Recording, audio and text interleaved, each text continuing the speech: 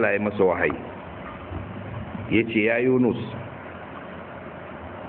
a cikinsu akwai wanda ke cikin uwa,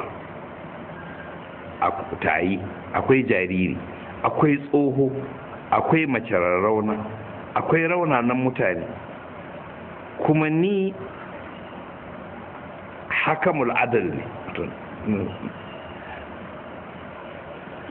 Sabaqal rahmati ghadabi, rahmata ni mai hukunci ne mai adalci, kuma rahmata ta riga ta rinjaye fushi na. Ni ba zan azabta ƙananan yara da zunubin manya daga cikin mutanen ka, domin su ya Yunus bayina ne kuma halitta ne.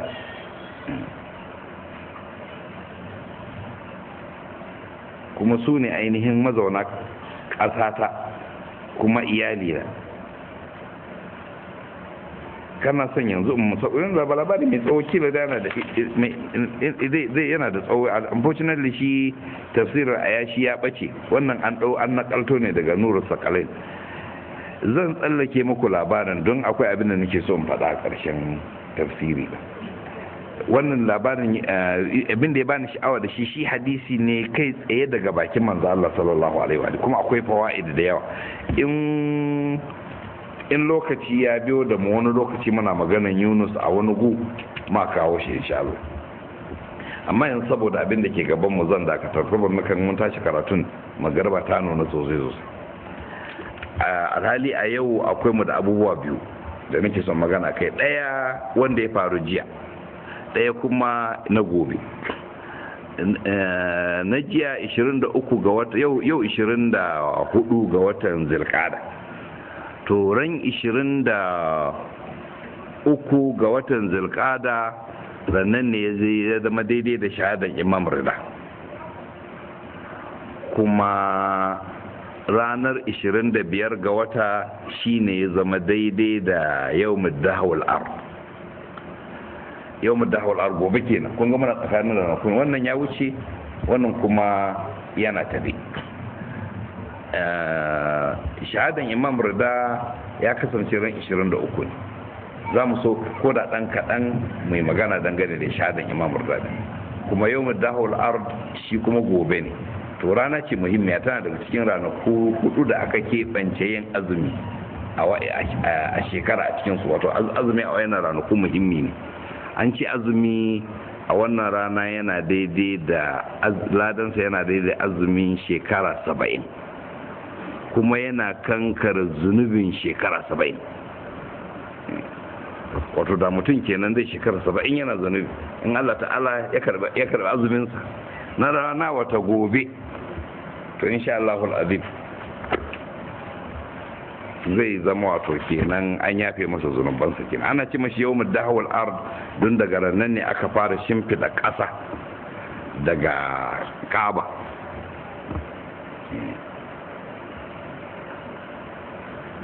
Shi yasa ake yana da rana ce muhimmiya, ran da aka fara shimfida ƙasa akan ruwa, don Allah ta'ala ya fara ruwa sannan ya dora ƙasa.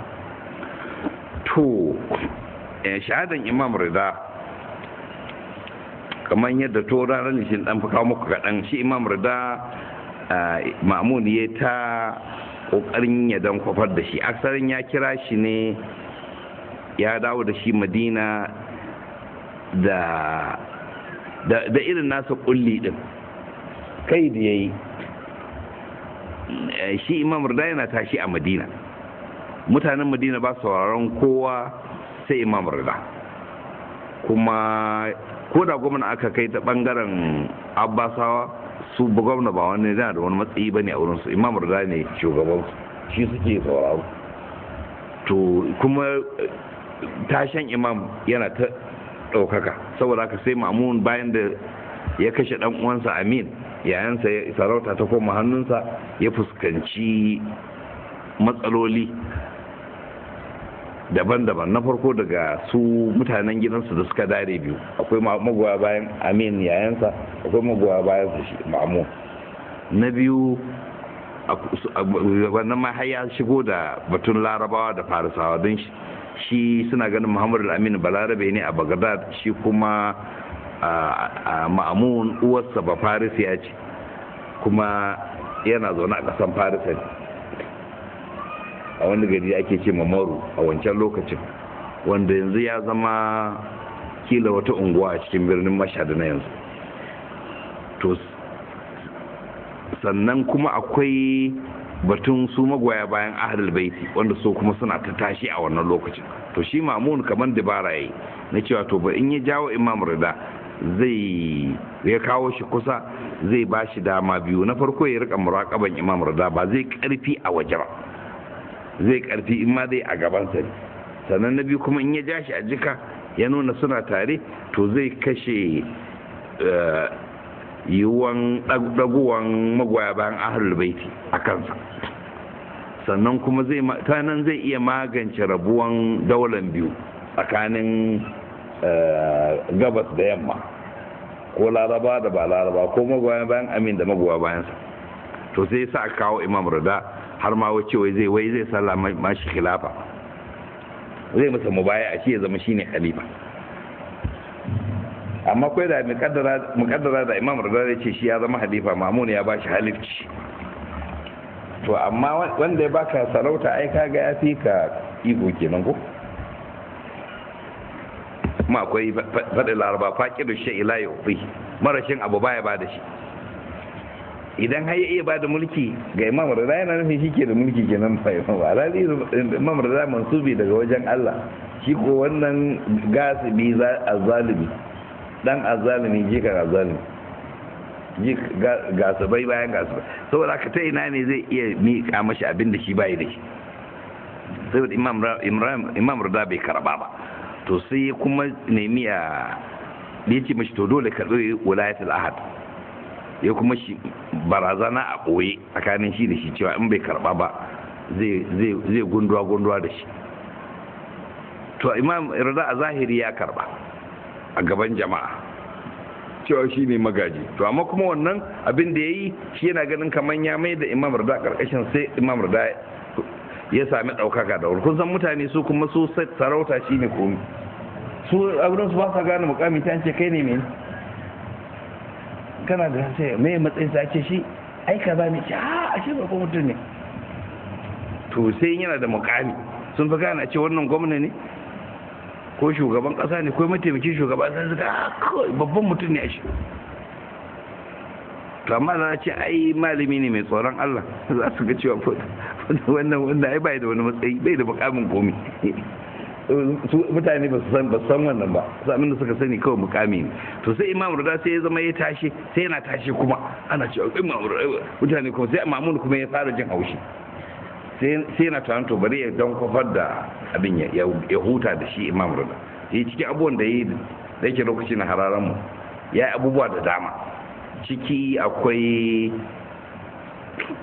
sa yar kura tsakanin shi da malaman Yahuda da Nasara da masu sauran malaman addinai daban-daban, don su kure shi sai a gaba da ilimi, shi kenan sai su kudi a idon mutane, sai a daina dauke shi ba bakin komi. Da suka yi yar kura din sai ya kure malaman nasu, suka yi itirafi da cewa ya fi su sanin Attaura da Linjila. Sai martaban Imam Rida ya kawo, sai Ma'mun ya ji haushi, sai ya ce to bari yanzu ya tambayi masu wanda suka san yanayin sararin sama da taurari, suka ce, ya ce yaushe za a yi ruwa, ana fama da fari, suka ce ai ruwa ba zai yi a ruwa ba yanzu. Ya ce bayan za a yi, suka ce ai yanzu ko za a yi ruwa a ƙasar nan da garin nan sai dai bayan wata uku. Ya ce kun tabbata? Suka ce gwaje-gwajen mu na ilimi abin da ya nuna sai bayan wata uku za a yi ruwan sama. Sai ce ya yi daidai. A ba da sanarwa Imam Rida zai yi sallar roƙon ruwa, su kasantuwansa dan manzan Allah, waliyin Allah, kaza za a yi ruwa lallai. Yana son shi a wurin shi zai muzanta shi ne, a dawo a ce gashi ai ba a ruwan ba, ce a to ba ko ka ce wali bane ga irin abin. To shi kenan sai aka je roƙon ruwa, duk gari ya fita. Imam Rida bayan sallah ya miƙe yana roƙon ruwa, kafin a haka sai suka ga hadari rigirigi, kafin aka tsoga ruwa mamako. Shi wa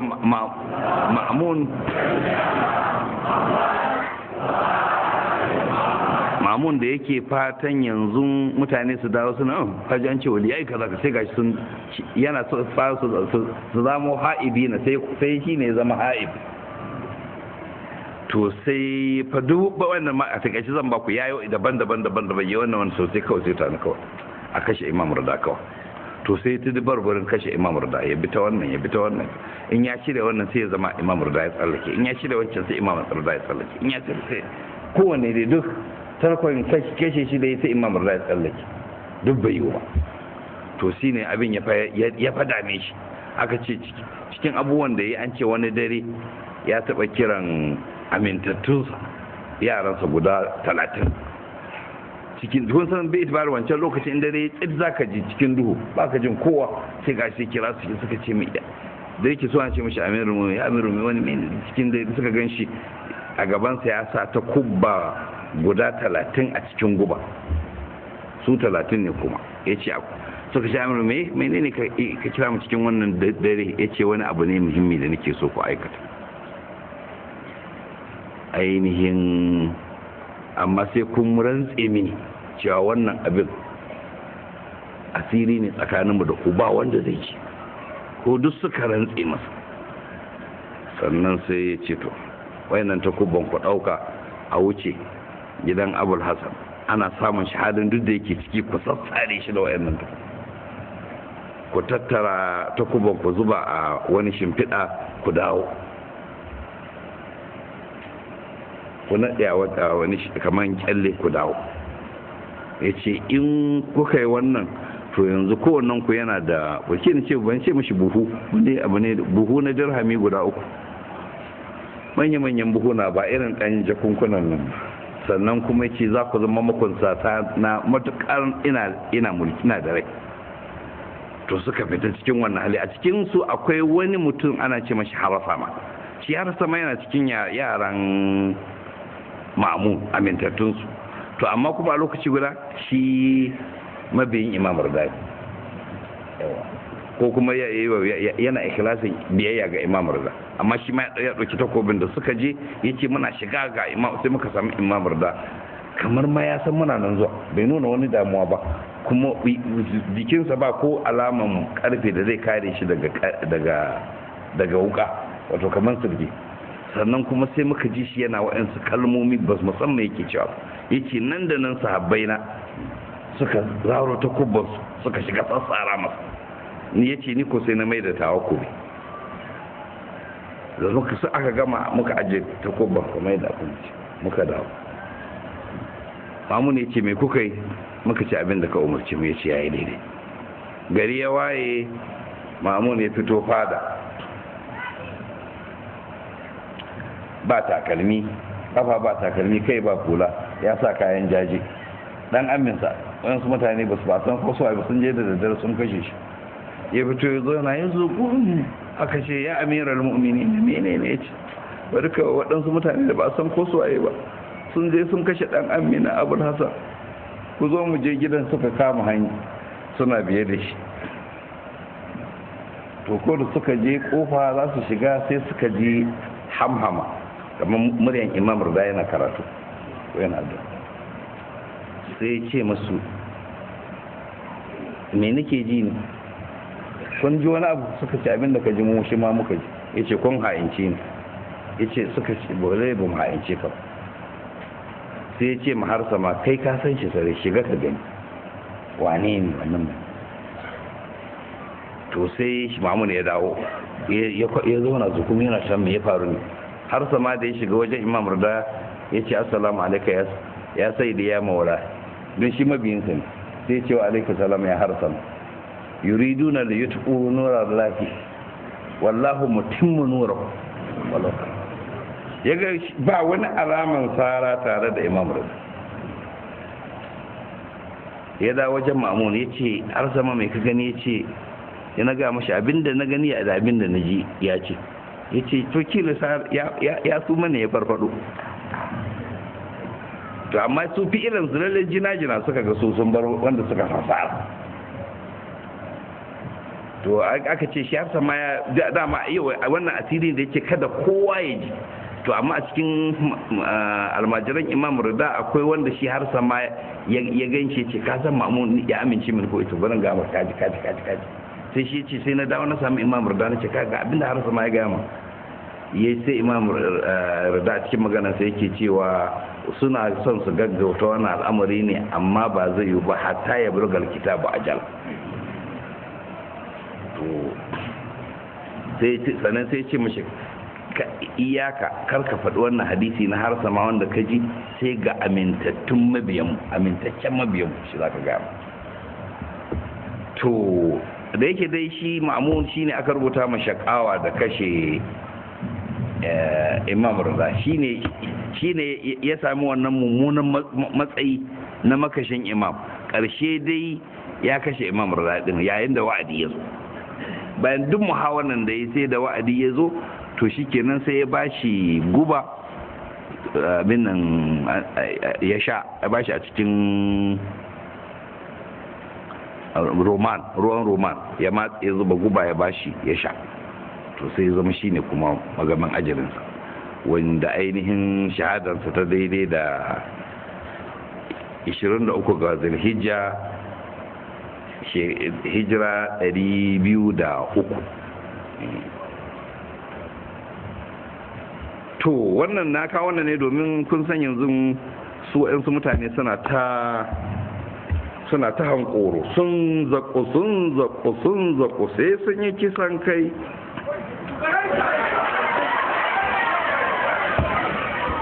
To sai mu ce maku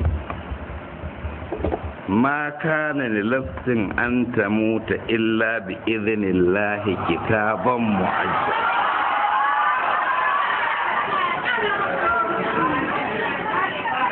sun zaku akwai ko da lokacin suka yi shiri sai su ji mun faɗi gashir. To wannan karin da yake aiki ne kai tsaye na Amerika ne, sai dai karnukanta na nan ƙasa suka ce duk lokacin da suka yi shiri sai a sami likeji. Yanzu suna da amintattu ɗinsu wanda baya da za a sami likeji, saboda haka za su shigo da su garin nan, amma suna son su samar da wani yanayi da zai nuna ba tsaro a garin, sai su shigo da su. Daga nan sai su yi operation ɗinsu. Su amintattunsu ne ba yadda za a ji cikinsu. To ina jin in na gaya muku ko ɗan kaɗan za ku san na san sauran.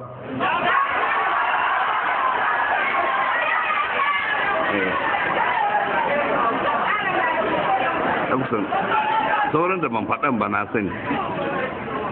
Adadin amintattun naku na sani. Amintattun wanda kuka yi ma training a daji da nufin za su yi aikin kwambar su ma na sani. Tunaninku da cewa za ku zo ku yi amfani da silent gun, hawa duwa za su fara da unguwa daban-daban, amma ba su je target ɗin unguwa makara ce nan ne. Yanzu kowace unguwa a garin nan, to can kuma sai su je inda suke nufin zuwa. Sun san inda ake ajiye harisawa, duk za su harbe su da silent gun. To haris in ka gan shi yana tsaye ba shi ne haris ba. Akwai haris ɗin da baka gani. Akwai harisawan da ba a gani. Sun sai mu ce ku ba da ƙoƙari. Lallai ranar daren litini wancan da talata dinnan nan da suka yi ɗan abubuwan da sun zo sun bi ta gidan da muke kwana da jirgin sama na yaƙi wanda yake ci gaban technology ɗin America. Shi jirgi an saba yana gudu, amma shi wannan lalle na iya zuwa ƙasa kuma ya tafi a hankali, kuma ya zo lalle ya bi, kuma kafin ya zo lalle ya kashe wuta, kuma lalle ya nufin zai wurga bamu, amma ya wuce daren talata bai yi ba, hudu kamar saura kuta ya sake dawa daren laraba, kuma dai shi kuma bai yi ba.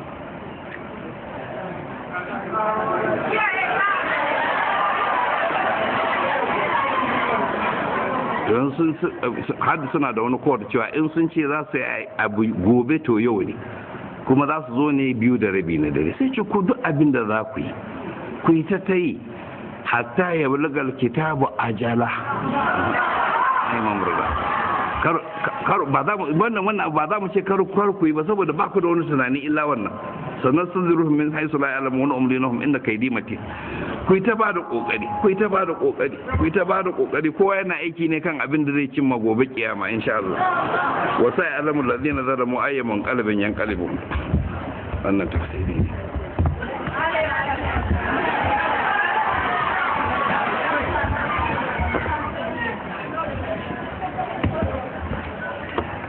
kar a manta da azumin gobe. Da dama ranar alhamis ne mukan yi azumi, amma mutum ya yi shi da niyyar yawmu dahawul ard. A ruwaya ne yana kankar zunubin shekara 70. Kuma dai azumin yana daidai da ka shekara 70 ne kana azumi. Kuma akwai wasu ayyuka mutum ya duba fatihu zai ga akwai ayyuka, akwai wanka, akwai addu'a, akwai wata sallah da ake yawmu dahawul ard, akwai addu'a mai tsawo a cikin mafatihu akwai. Mutum ya kiyaye da wa'annan insha Allah. ربنا اتنا في الدنيا حسنه وفي الاخره حسنه وقنا عذاب النار ربنا لا تزغ قلوبنا بعد إذ هديتنا وهب لنا من لدنك رحمه انك انت الوهاب سبحان ربك رب العزه عما يصفون وسلام على المرسلين والحمد لله رب العالمين.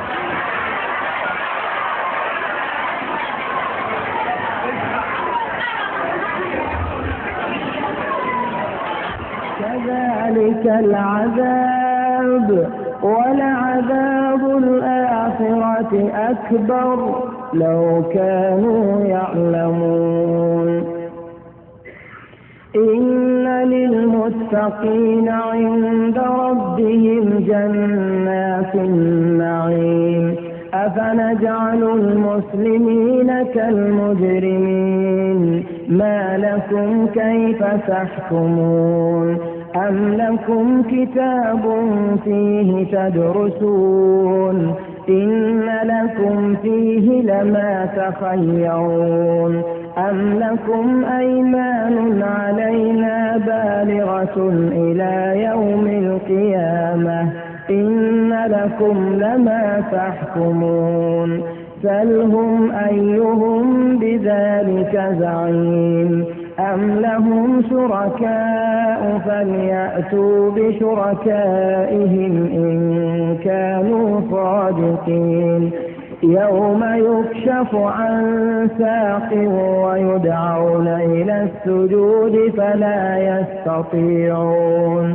خاشعة أبصارهم ترهقهم ذلة وقد كان